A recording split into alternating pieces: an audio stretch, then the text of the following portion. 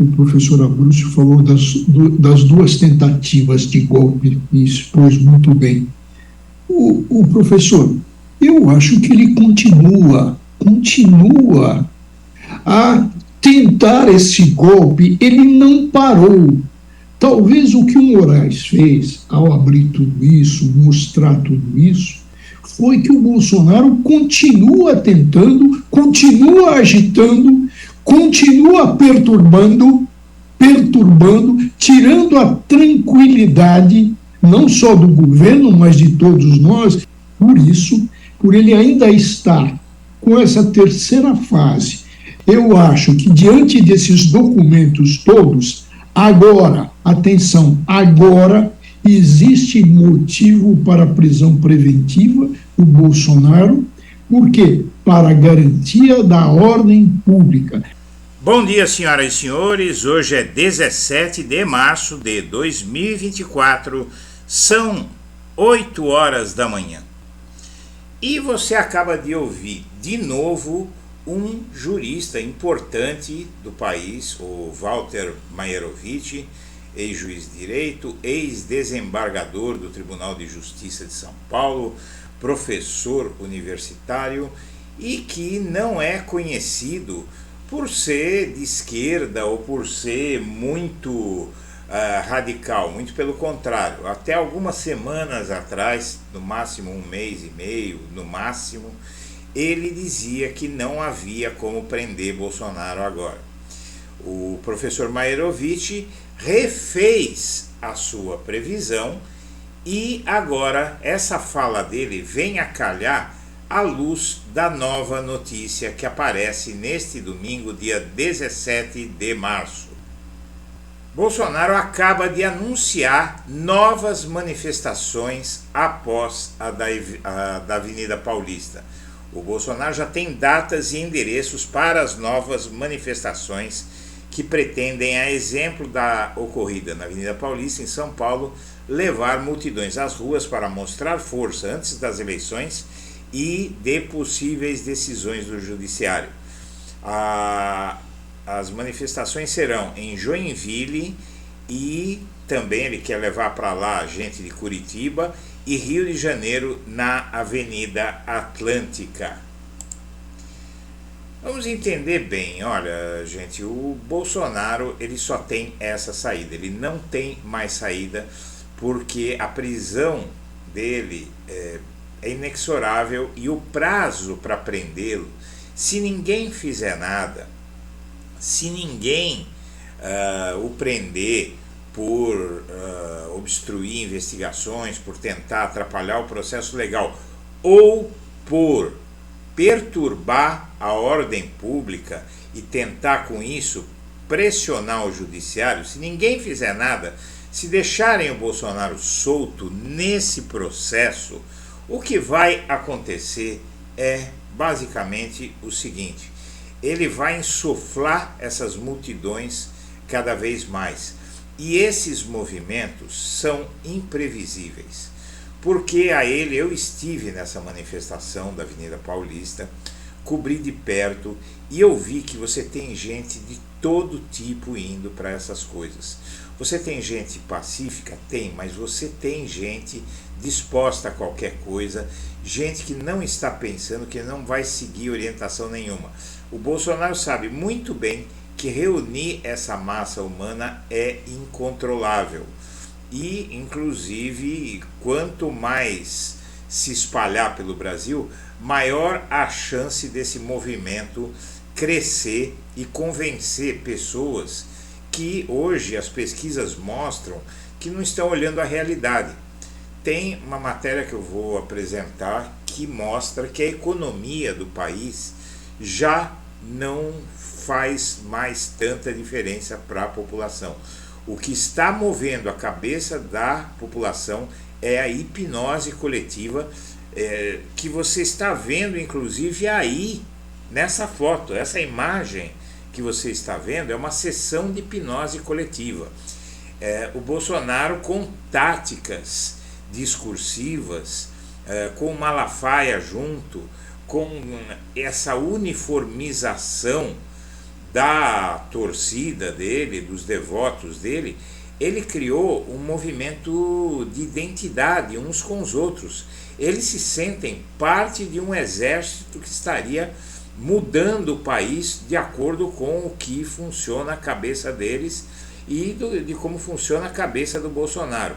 Ou seja, o professor Maierovitch e outros juristas também já detectaram esse movimento, e agora o Alexandre de Moraes, dizem alguns analistas, que ao divulgar os depoimentos dos generais que acusaram Bolsonaro, na verdade do general e do brigadeiro que acusaram Bolsonaro, respectivamente o comandante do Exército e o da Marinha, ele pretende causar uma espécie de comoção, mostrar para as pessoas que ele está sendo denunciado por aqueles que ele nomeou como comandantes das Forças Armadas. Ou seja, você tem contra o Bolsonaro o ajudante de ordens dele, que era a pessoa mais íntima dele. O Mauro Cid tinha um quarto no Palácio da Alvorada, ele chegava a dormir lá, ele convivia com Bolsonaro o tempo inteirinho e tudo que Bolsonaro fazia ele sabia. Então ele foi preso justamente com essa finalidade, porque não existe ninguém que conheça tão bem o Bolsonaro quanto o Mauro Cid, talvez até mais do que a própria mulher dele e os filhos dele, porque a convivência era muito grande e ele participava em cama, mesa e banho, ou seja, nas horas de folga da família, tudo isso. Esse está dizendo que o Bolsonaro tentou um golpe. Os generais que ele nomeou para comandar o Exército e a Aeronáutica dão detalhes de como ele fez pressão para dar um golpe, e agora essas seguidas manifestações têm um potencial avassalador e vão mandar recados para o judiciário que o Bolsonaro tem apoio demais para ser preso, que por si só já é uma tentativa de inibir as investigações. Quando o Bolsonaro reúne uma multidão para mostrar para o judiciário que ele está acima da lei, ele está tentando inibir as manifestações e perturbar a ordem pública, porque no meio disso tudo, evidentemente que vai surgir um sentimento já está surgindo, ressurgindo um sentimento muito forte contra o Poder Judiciário e contra o próprio STF. Na verdade, não sou eu nem você que vamos mudar a cabeça das autoridades. Sim, o Bolsonaro já conseguiu gerar uma intimidação nas autoridades, porque não está sendo tomado o caminho que deveria estar sendo tomado agora. Não estão sendo tomadas as atitudes. Bolsonaro, por ter feito essa manifestação, ele deveria ter sido preso. O papagaio de pirata dele, o Silas Malafaia, atacou duramente o STF, amando evidente do Bolsonaro. O Bolsonaro, inclusive, elogiou o ataque. E nas novas manifestações, os ataques ao STF, como fez o Malafaia, serão ainda mais intensos, porque eles viram que não aconteceu nada com o Malafaia, não aconteceu nada com o Bolsonaro. Então a tendência de atacar o STF, as instituições, vai ser ainda maior até que a primeira vidraça for quebrada. Então, minha amiga, meu amigo, é muito difícil de a gente fazer hoje prevalecer a voz de um só em relação a isso. Mas quem conhece o blog da Cidadania sabe que várias vezes a gente avisou de coisas que iam acontecer e que acabaram acontecendo. Então eu digo para você que o que está sendo formado com essa continuidade dessas manifestações é inaceitável para a República.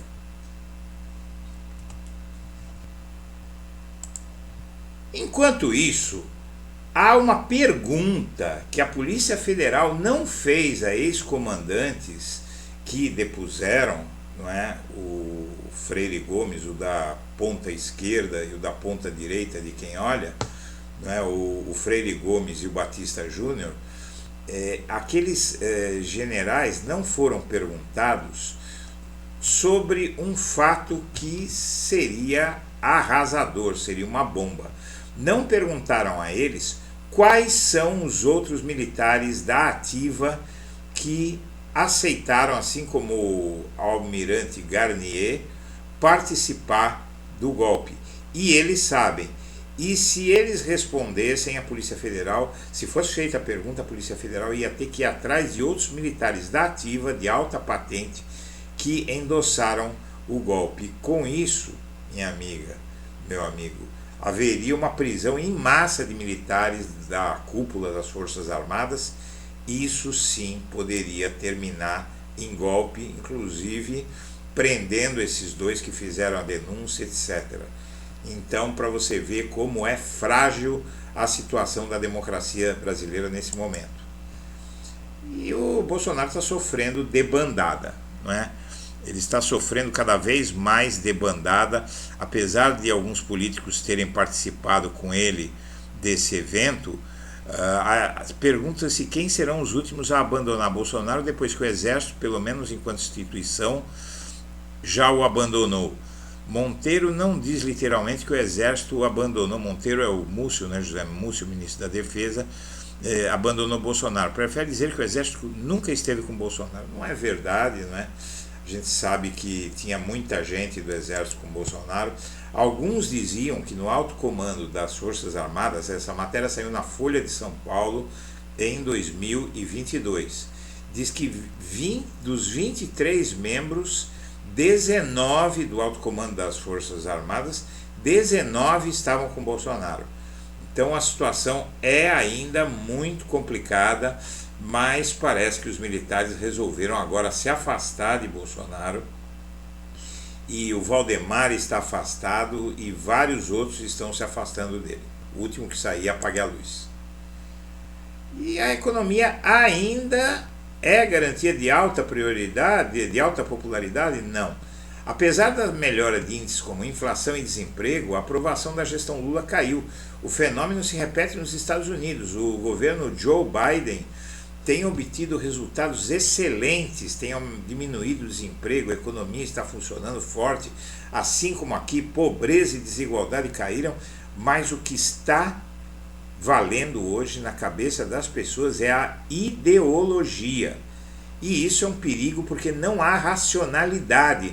Como pode, quanto melhorou a economia? Agora pela manhã eu acabei de ler que o crescimento da economia previsto para 2024 já está chegando perto dos 3%, é 2, alguma coisa, 2,5, 2,6%, e acredita-se que pode chegar a mais 3% esse ano, com a inflação caindo. A inflação dos alimentos ainda continua um pouco alta, mas isso é uma questão de safra, vai cair, não é, com a colheita da safra, e então aí a economia, a inflação caindo, desemprego caindo, economia crescendo, desigualdade caindo, que os aumentos do salário mínimo vão jogar lá no chão a desigualdade, e a população ainda não enxerga essa parte da população radicalizada, que é quase metade hoje.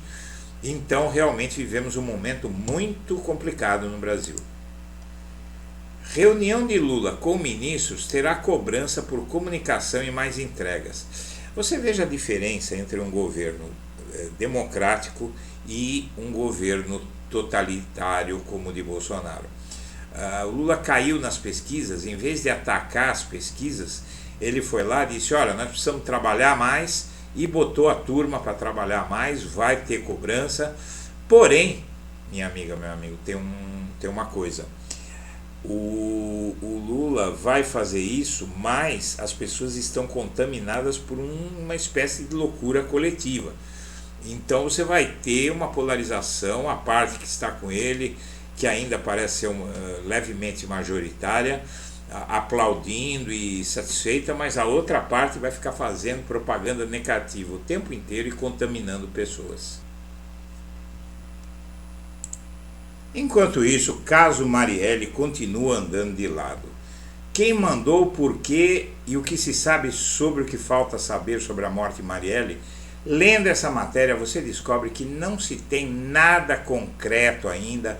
Há especulações de que ela estava defendendo assentamentos fundiários irregulares, tal, ou regulares, estava contrariando o interesse do mercado imobiliário, mas não tem nada de concreto 6 anos depois, infelizmente. Enquanto isso, a Janja vai fazer um contraponto a Michele Bolsonaro e vai representar o Lula à frente de campanhas femininas do PT pelo país afora.